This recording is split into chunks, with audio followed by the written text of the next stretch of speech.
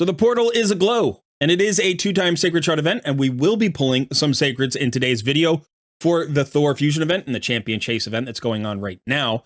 But I realized that I forgot something from yesterday's video. I said I was going to cover Dyana's kit here. Dyana is the Void Epic that is part of the Thor Fusion, and she may be a good consolation prize for those of you who are either not interested in going for Thor or who just don't have the resources yet to go and do an entire fusion. So if you can grab a copy of Dyana, that may be a pretty good consolation prize. So I'm going to cover her as well. We're going to do that first, then we're going to pull some shards. We're going to see what happens. I am Colward. This is Colward Plays. Let's get started.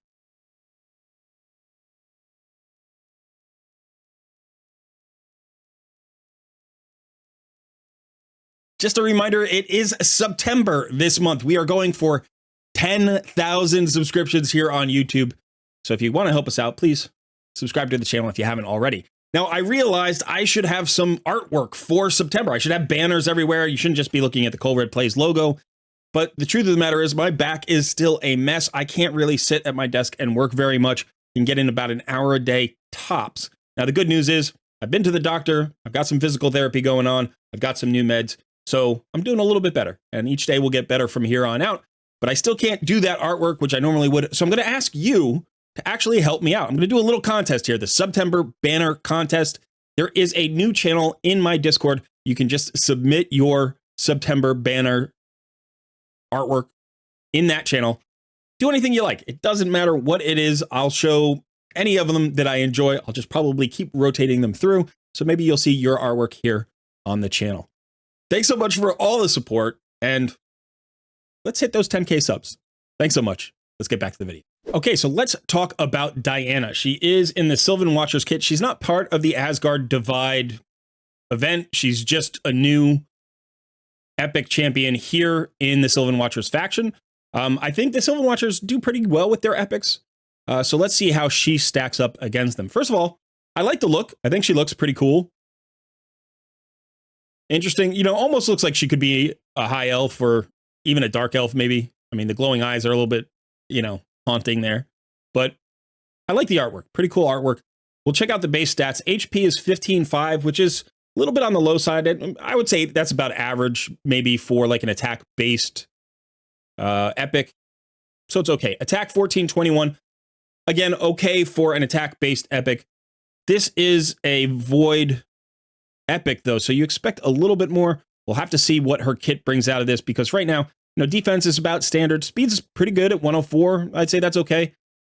She's got the extra crit damage here, 60%. So it looks like she's set up to be a hard-hitting champion, hopefully, because she certainly doesn't have the defenses to be anything else. So I don't think she's going to be a support-style attack champion. Let's see what she's got in her kit.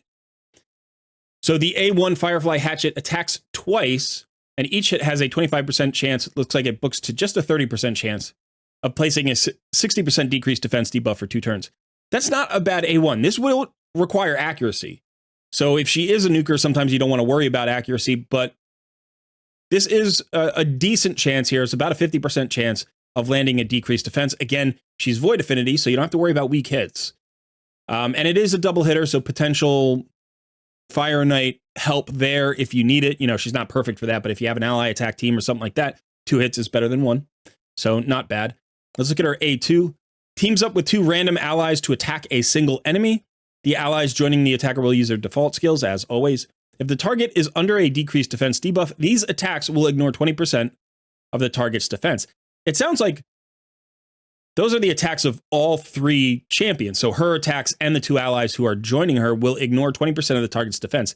That's quite nice. On top of the fact that there's a decreased defense there. Now, what would be interesting is she's using her A1 in the ally attack. So if you have her attacking first in the order and she lands a decreased defense, I wonder if the allies behind her would then ignore 20% of the target's defense, or if the decreased defense has to be on before the skill activates. I don't actually know. We'd have to do some testing to figure that out. And I'm not even sure which I suspect. I think it could be either one reasonably.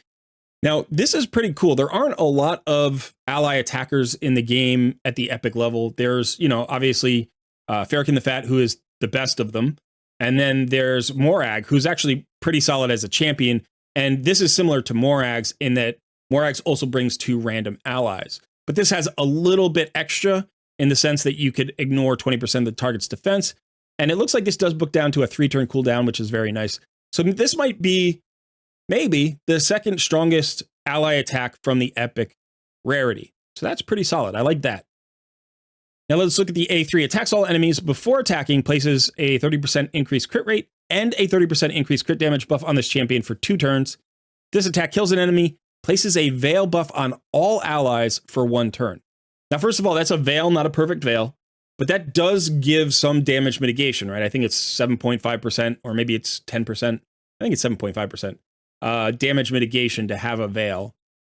It's weird because it goes on all allies, so it doesn't really protect any ally, right? Because every ally would still be targetable. But okay, that's not too bad. I like the increased crit rate and increased crit damage. If the multipliers are decent here, then this could be a very hard hitting AoE. It is on a 3-turn cooldown. Now, if we look at Genbo for a second, let's jump over and look at Genbo. This is my arena nuker, and he's a fantastic arena nuker. But you can see his attack is actually at 1409, right? And Diana's was 1421. So similar attacks. Her HP is a little higher and her defense is a little bit lower, but she's also a little bit faster. Genbo's running at 99, and otherwise the crit rate and crit damage are the same. Now, Genbo also has this increased crit rate and increased crit damage buff, but then he gets an extra turn. So these are on 2 different skills. She gets it all on 1 skill. She does the increased crit rate, increased crit damage, and then also the hit on the same skill. So it's a little bit different. It's a little bit different than Genbo, but similar in this sense that you can build her with 70% crit rate, and she could be a very good arena nuker. Again, those Void Affinity nukers are really nice because they never have to worry about weak hitting, right? You just don't weak hit. You also don't strong hit, but that doesn't really matter when you're running 100% crit rate. You never strong hit anyway, right? Strong hits are normal hits that get upgraded. You can't strong hit on a critical. So if you're running 100% crit rate, there's no such thing as a strong hit anyway. So I like this kit so far. Let's go ahead and finish off Diana's kit here. I think she has a passive. So she's got a passive here. This champion will ignore shield and strengthened buffs when attacking under an increased attack, a veil, or a perfect veil buff. That's pretty interesting. So obviously the veil would come from her A3. So it would be like the next hit, right? And then she could potentially do that on her ally attack. Or you have to get an increased attack on her before she goes in arena, which you would anyway. I have to say, I like this kit. I think this is a very good, epic. This is actually almost an outstanding epic. She might enter that pantheon of the best arena epics in the game, along with Genbo, Magnar, and Skullcrown. I can't draw those names out, but those are the 3 best epic nukers in the game. There are a couple of other contenders who have crept close in the last few months, but she might actually break up that trio and make it a quartet. I think she could potentially hit really hard. We'll have to see what her multipliers are, but if her multipliers are decent, this A3 could be a beautiful arena nuker skill. Just absolutely wipe out enemy teams. Plus, she has this ally attack. I think she might be good in PvE as well. I could really see her in Fire Knight because she's bringing an ally attack. Plus, she's bringing this 2-hitter with the decreased defense. And she's going to help you with the waves. So I think she's got decent utility in PvE, maybe even in some Doom Tower secret rooms, some Doom Tower waves. And I think she's going to be a great arena nuker if you are relatively new to the game or in the mid game and you haven't figured out your arena nuker solution yet. I think Dyana Gloompiercer is a good bet. Now, I can't guarantee that because I haven't seen her multipliers yet, but it would definitely be worth going for at least 1 copy during the fusion if you're not going for Thor. If you are going for Thor, you're going to have to use up all your copies to get Thor, so you're not going to be able to keep a copy of Diana, unfortunately, unless you happen to get lucky and pull her from a Void Shard during one of the events. So it's up to you. Figure out what path you're choosing, but definitely don't sleep on this champion. I have a feeling she is going to be one of the top epic arena nukers in the game in a month or so. So I'm glad I covered Dyana. Now let's go ahead and look at the champion chase that we have going on right now. We have a champion chase tournament, and you can see we have 25 fragments for Dyana here at 1,550 points. Now, there is a 2-time Sacred Shard event going on, so we're likely to be pulling Sacreds. And if you go here, you can see that the points for Sacreds, we're going to have 250 points for Epics and 500 points for Legendaries. So assuming you pull all Epics, it would be about 6 Sacreds to get these fragments. 6 Sacreds would get you 1,500 points if you pull all Epics. Now, if you happen to get a Legendary, you can basically, take some points away from that. And you could go ahead and get this with other champions from other means. Again, you have to decide how you want to spend your Sacreds. I think if you spend Sacreds here and you spend Sacreds in the Summon Rush that's coming up next week, and then there's the extra Summon Rush, the bonus Summon Rush for extra 50 fragments there, and then we're going to have somewhere along the line a guaranteed Deck of Fate for Freya. I'm having trouble with my word recall. It might be the meds. But okay, so, we do have Freya here, who is going to be guaranteed at some point. Now, let's see, where is Freya? There she is. So she's going to be guaranteed at some point. And again, I think that's going to take 20 Sacreds. I think that is what we've seen in the past over the last year or so. 20 Sacreds during a Deck of Fate will get you Freya, along with some other rewards, of course. Remember that those 20 shards aren't just for her. Obviously, you get the 20 champions you pull, but you also get all of the Deck of Fate rewards. So that's not a bad investment for this champion. Now, there is a 2 times event going on with a 10 times for Freya right now. So we do have that extra chance of getting Freya here. So if you happen to pull her during today's event, or this weekend's event, then you don't have to worry about that Deck of Fate. And that's going to free you up for the Summon Rush down the line. But I am actually going to pull shards instead of chasing points with other champions because I want this chance at Freya. So you can see I've got 32 Sacreds. This is the most I've ever saved up as a free-to-play player. So I have 6 for this one. I have 6 for the Summon Rush. And then I have 20 for the guaranteed champion if I don't hit on the Freya today. So that's a perfect number.